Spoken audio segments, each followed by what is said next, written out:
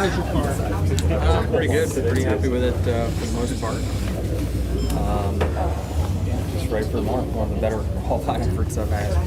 Where are you with, your name's been bandied about, or 2311's been bandied about with the charter market right now, or where we stand with that? I have to get a charter deal done with NASCAR first before we can do anything.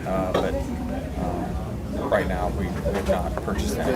Are you interested, or have you spoken for, or anything with any of the charters? No. You feel ready to expand? I think if timing's right, if things line up right, yeah, in the long term, we built our team to be more than 2 cars, but certainly there's bigger priorities for us right now, and making sure that we still have the 2 charters that we've got. So speaking of that, NASCAR sent the proposal out earlier this week. Have you gotten a chance to take a look at it, and what do you think? Yeah, I think there's still a ton of work to do. Not a little bit of work, quite a bit. So that's going to be the priority over the next, I don't know how long, a few months maybe, to get this thing a little closer. It sounds like that they didn't offer permanent charters, but it sounds like maybe they offered longer than the current deal. Is that... Sort of. Mm-hmm. Yes, but no. The lawyers get certainly crafty with their words, but yes, but no. So if you do a third charter, what kind of factors do you look at in hiring that third driver? Yeah, I don't know. I haven't got to that process quite yet. Looking ahead to Chicago here coming up, I guess we're about a month away. What are you looking forward to going back to that street race, and how do your expectations maybe differ this time around?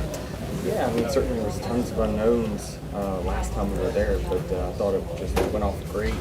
Certainly the atmosphere was awesome, and certainly if we can get remotely any kind of normal weather there this time around, certainly you'll see kind of, hopefully the fans really turn out in big numbers and the atmosphere grow even larger than it was last year. But overall, really looking forward to this last one. What did you and the 2311 team kind of make of the way that Chicago took to the race and embraced the downtown and street closures and all those sorts of things? Yeah, it was just so different that you could just be downtown somewhere and all of a sudden be at the racetrack. It was just very unique. But certainly there's a lot of connections with our ownership in Chicago, so tons of opportunities to activate there, and we'll do that again this year.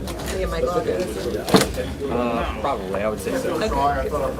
With all this rain, Denny, with all this rain, has your routine changed when there are rain delays, whether you're sitting in the hauler or talking to the guys, or is it still what you did 10, 15 years ago?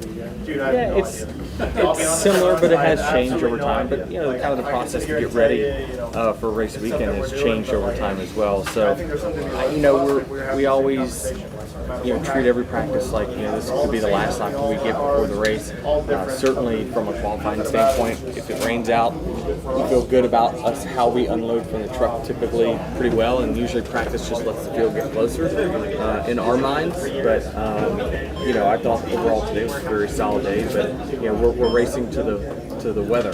So we feel like when we go out there and they say it's one long session, it's important for us to get all the information we can in that one session to prepare us. But if not, I feel like we do a good job of navigating any kind of wrench that gets thrown our way.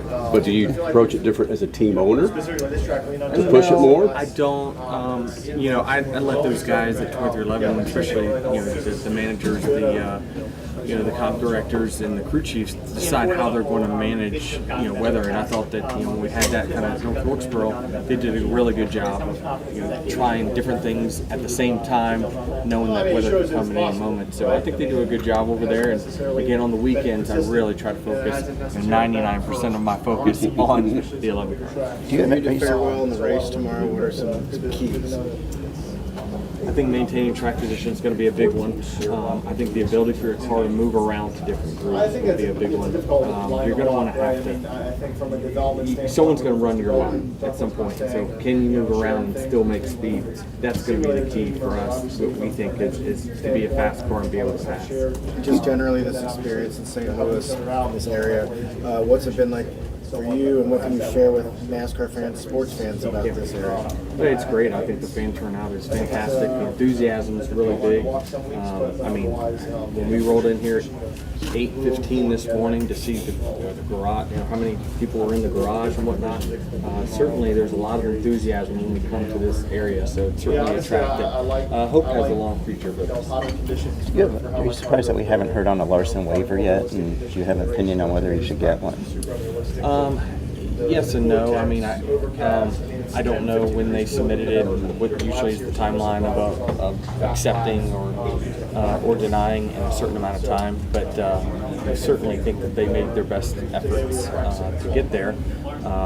I understand NASCAR's part of wanting to protect themselves from this happening in the past or in the future, but I think that they made good faith efforts to race. When you look at tomorrow, look at the scoring charts, you look at Toyota versus Phoenix, how do you kind of go about that? I feel like you don't have as high of a refill rate. Yeah, I'm not really sure. I think that last year the Hendrick cars struggled a little bit in the race, and so I think they're improved from that from last year. So it's too hard to say that it's one versus the other. I think that it's still, those guys have got good drivers, good crew chiefs, and good pit crews, and so they're going to find their way to the front, and we're going to have to battle them at some point. What are you looking for, or what are you looking at resume-wise or personality-wise or whatever when you select whoever will be the third driver for 2011? I haven't got that far. You got to have a short list, Denny. I mean, look at these guys. Yeah, I mean, I have people that I think that got great talent in the long term, in the short term. There's certainly guys that I have my eyes on for sure. But it's all got to make sense. And again, it's, we have a tough enough time making sense of the two that we have. And so we want to make sure that it's the right fit and it doesn't inhibit any of the, what we have. We need to make sure we're able to improve the two cars that we've got. If we were to ever to expand it, it has to be because we're making the other two cars better. You're putting Corey Heim in your third car at Nashville for a one-off there. What do you see in him as far as maturity? Because he's only 21 years old, but not only is he very talented, just the way he conducts interviews, the way he does everything, he's very mature, very balanced. Do you see someone in him that could be a future, not just Cup driver, but Cup star? I do.